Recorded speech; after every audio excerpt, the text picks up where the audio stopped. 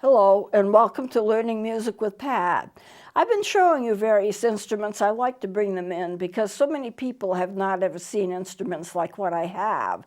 This one's been in before, but I mentioned to you before that these instruments, I'll hold it right there, these instruments that are bamboo, made out of bamboo, that are made basically for tourists and people to have artifacts of the country. And of course, people in the country play them as well. They're made and they're handmade out of bamboo. And the bamboo is not really that thick. And when you play it a lot, you end up by having cracks. Now, I'm going to show you a crack in the mouthpiece. I think I've shown it before. But a crack in the mouthpiece, and I hope that it'll be visible. This is what happens when you play an instrument. Yeah, you can see that, can't you? Right there, there's a crack. And if I'm to turn it around like this, then you can see the crack. It's very visible. Whoops, I need to get it in a better position. Let me see. It's right there where my finger is. Maybe you can see that. It's quite, if I get it in the right position, it's quite obvious. And you can see that this instrument is cracked. You can see it from the front. About there, you can see it from the front, how cracked it is. And that crack goes all the way down the mouthpiece, right here, and ends at the labium. So, if I hold it like here, you can see how obvious that crack is. It's going to be a little to your left as you look at it, and you can see that it goes from the mouthpiece, from the top of the mouthpiece, all the way down to the labium. Now, is the instrument playable? I think I can play some on it. I used to do solos on it. I can play some on it, but I won't use this instrument again. And the reason is, as you use it more and more, the crack gets wider and wider, and it gets longer and longer. And at some point, the instrument will not be able to be played at all. You're not going to be able to get any sounds out of it. Should I toss it out? No, absolutely not. I keep all of my instruments even if they have a problem. And the reason I do it is they become teaching tools, because I can show people this is what happens to an instrument when you treat it in a certain way. Now, this has always been treated well. But I just wanted people to see that the instruments that you get and that the culture supports and the culture makes, if it's thin bamboo and it's not too thick, then you can get a lot of cracks in it. Because remember, when you're blowing into an instrument, you're blowing warm air that comes from your own body, and it condenses, and there's pressure in there as you do that. And the bamboo can only take it so much if it's thin. Now, I have a number of these Peruvian flutes, and they are very beautiful. They're beautiful to look at. They're pieces of art, and a lot of them are done because people love to have them, and they collect them, and they have this real instrument from Peru. But this one here, and it played pretty well when I first got it. But now that it has started cracking, if I did play it, I would only be doing more damage to it. So I don't play it at all. But this is a Peruvian flute with a thinner bamboo. Now, I want to show you another bamboo instrument that has no problems at all, and this is this one. I've had it in before. This is my saxophone. It is a saxophone, and it looks like a saxophone, and it has a bell. And what they did was it's still made out of bamboo, but they put layers. If we want to focus on the bell, this area down here, you can see that that it was layered. There are layers of bamboo on top of each other, and you get a layering effect when you look at it. Yeah, that's perfect. That's beautiful. See, layers of bamboo, one layer, one on top of the other. So the bamboo ends up by being much, much thicker. And there's a little layering even as you go up toward the neck piece And even in the bell, there's a little layering here. So this was a fairly expensive instrument, and it plays like a recorder, but it's considered to be a saxophone. The reason it plays like a recorder is it has the same type of mouthpiece that a recorder would have, but it's shaped like a saxophone. And if I were to play it, I'm not going to do it here, but if I were to play it, I would use the same fingerings as what the recorder would have. The spacing is a little bit different, and the tone hole in the back, which all recorders have, this has one too, and it also has a little hole in the front to let the air out. It doesn't have a labium in the sense that we normally have a labium, but you have that extra hole right here. Here, I'll point it out again, right where my finger is. There's a little extra hole right there. And it plays like a recorder. Now, it's very hard to play. You have to use a lot of air in it. But it's very successful in playing. And the other thing you have to realize is that it not only is made out of layered bamboo, and you can see the layering in the inside of the bell, but also it has kind of a covering, a shine on it. It's been lacquered. And one of the reasons for lacquering it would be to protect it. The other thing what they did on it was they used bug spray on it, because bamboo does attract a certain amount of bugs. These little instruments that I have that are bamboo, you wouldn't have to worry about getting bugs in them. But when you get into larger pieces of bamboo, like for example this piece that goes basically from the end of the neck area to the body, that's like one piece. That's probably the main piece of the instrument. And you could get bamboo that has insects in it. So they spray it to get the insects off, they lacquer it to keep insects out of it, and then they do whatever else they have to do to make it. And it does play. I want to show you the mouthpiece. It's supposed to look like, and it does look a little like a saxophone mouthpiece. If we look at the mouthpiece like this, I'm going to hold it like that, so you'll be able to see it. There's an actual reed on it. It didn't come with it. I bought reeds for it. And it has like a ligature, which is right here. And but the thing is, yeah, that's good. You can see the reed, obviously. This is what's called a plastic-coated reed. It's a wood reed with a black plastic coating. And I use them a lot for clarinets because I just like the way they sound. And you don't have to spend a month of Sundays warming up and making the reed moist before you play it. Basically, you put it in your mouth and you can play it. So I think these plastic-coated reeds are really good, but they are made of wood and they're coated. Wood reeds are always better than the plastic ones anyway. So this is the ligature, and if I wanted to, I'm not going to do it now, but I could take and unscrew that ligature. Well, maybe I will. Maybe it's worth doing. That means I'm going to have to get it all together. I'll slip the reed out of it. Now I'm doing this kind of backwards because I'm behind it, not in front of it. So I'm going to slip that reed out.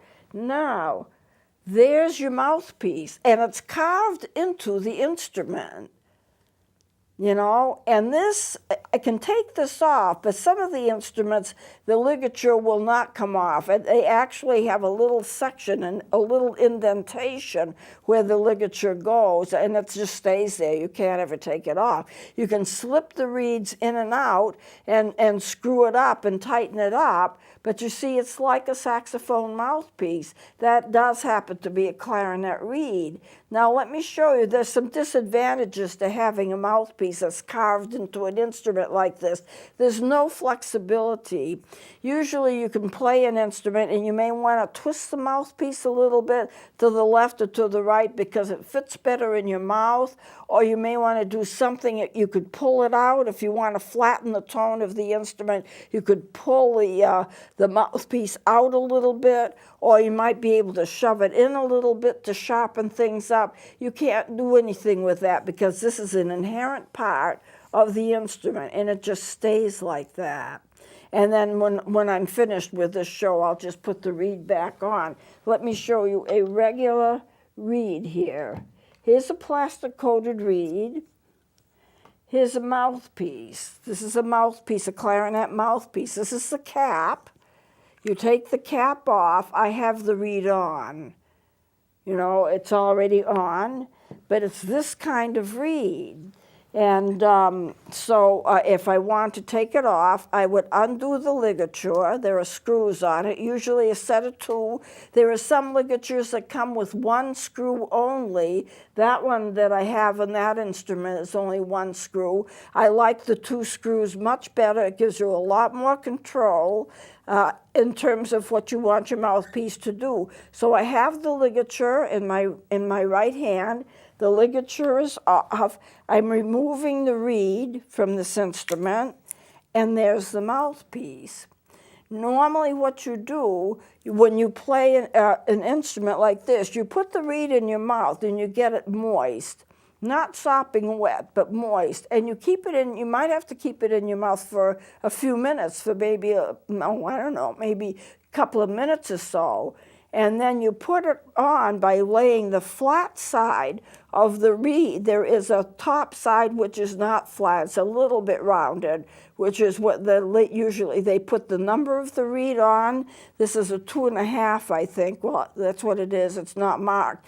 But sometimes they will mark the strength of the reed, and then in the front or in the back, you take that flat side and you put the flat side on the mouthpiece, and you make sure that the top of the reed is level with the top of the mouthpiece.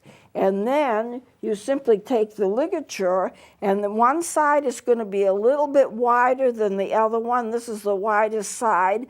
You slip it on, and then once you get it in place exactly where you want it, and because I can't show you this because I have to face it in order to be able to do it. But you can imagine what I'm doing, and I am putting it on, and then I'm just putting it in place exactly where I want it.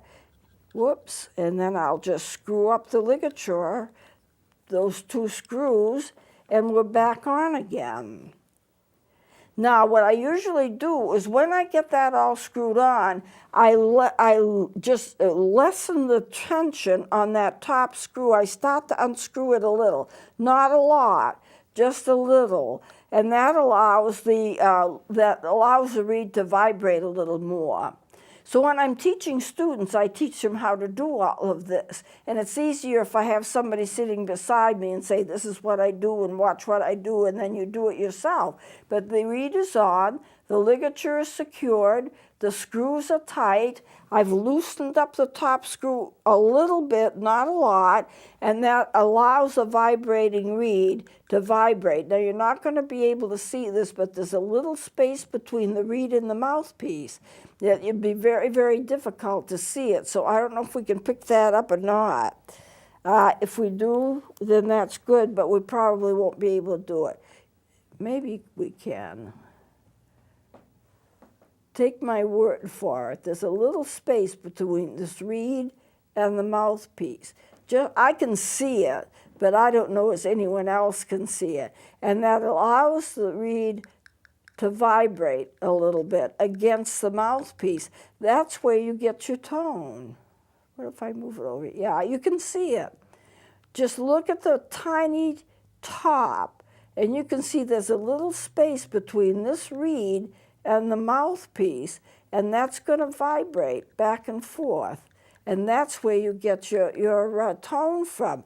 Now, basically, the reed, and then here's the cap, you put on the cap, and that helps it to, to stabilize it so you don't break the reed. Wooden reeds break easily. And if you have students that are just learning, the reeds are going to chip, they're going to break, and they're going to try to play with them like that. And some of them will play, some of them won't. But it doesn't help, and the reed, it doesn't work as well. It doesn't vibrate like it should. I have a young niece, great niece, who's learning how to play clarinet. She loves it. and she's just a brand new student with it, but she really does love it. And she's doing very well with it. But I told her dad, you know, be prepared to buy reeds upon reeds upon reeds upon reeds. I would not want to have a child who was learning to fiddle around with plastic reeds, or even the plastic-coated reeds, which I like very much. They need to learn on cane reeds. They're made out of cane, and that's how people learn. And most people who play professionally will only use cane reeds. And the cane reeds are, of course, are like a cream color. You know, it comes from the cane, the vegetation, the cane, which is a plant. And it has a kind of a color that's kind of creamy looking, you know, about the size, the color of, say, a manila folder, or some kind of, you know, the blondish tape like you get in masking tape. It's kind of like that kind of color. And you just put it together and they play. Now, later on, when a person is much more advanced, if they want to try another kind of reed, then that's fine. Professional will always use the cane reeds, however. And cane reeds can be expensive. You usually buy them in boxes of about 25 or so, and you look at the reeds and you make sure that they're all right. You might have some that are not as good as others, that may not play as well as others, but people are always breaking reeds. Now, even if you're a professional and you do this for a living or you do this professionally, a good reed only lasts for about 25 hours of playing time, and then it needs to be replaced anyway. What I really like about the plastic-coated reeds is the fact that you don't have to spend a lot of time getting it moist, and you can it plays easily. It has a good tone, and it seems to last. That plastic coating seems to protect it, and it seems to last longer than a regular reed. Now, I don't say it'll never chip or it'll never crack, because a reed can always do that, but that's the way it is. If you get a plastic reed, like a berry reed, which I didn't bring in because I wasn't planning to talk about reeds, but they're very hard to play. They're indestructible. You'll have them for years and years, but your lips have got to be strong, really very strong, because it's very hard to get to vibrate. But they do vibrate, and you can play with them, and you last for a long time without replacing reeds. But these wooden reeds are a lot better. And professionals who are in symphony orchestras would never consider using a berry reed. But what they will do is use basically the cane reeds. Now, I just wanted to show you that. So the mouthpiece of this instrument, and I can see I used a lot more time than I expected, the mouthpiece of this instrument is like the mouthpiece of a saxophone, but you don't have it as a separate unit that you put on and take off. That means there's no flexibility to it, but it does work. And so this is actually quite a nice instrument. I paid quite a bit for it. I don't think they're making them anymore, but they're a very nice instrument. So I was going to play something and go on to reading music. I think what I'm going to do is go into that next time, because we don't have a whole lot of time left. So I'm going to close it here, and we'll go into what I was going to this time. We'll go into it next time. So please join me next time.